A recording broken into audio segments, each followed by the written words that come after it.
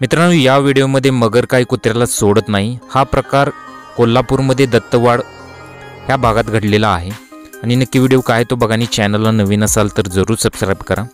दुपारी काही शेतकरी नदीकडेला शेतात काम करीत असताना नदीत मगरीचे दर्शन झाले। यावेळी त्या नदीत कुत्राही पोहत असल्याचे दिसत आहे। कुत्रा पोहत किनाऱ्यावर येत होता। दरम्यान मगर आणि कुत्र्यामध्ये जवळपास 100 फुटांचे अंतर होते, परंतु मगरीला आपला भक्ष्य दिसल्याने मगर जोरात पोहत येऊ लागली।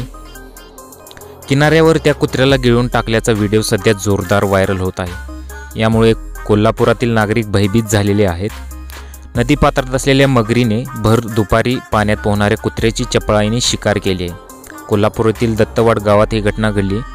दूधगंगा नदीत पोहत असलेल्या एका कुत्र्यावर या मगरीची नजर पडली। कुत्र्यापासून काही अंतरावर असलेल्या मगरीने मोठ्या चपळाईने कुत्र्याकडे धाव घेतली।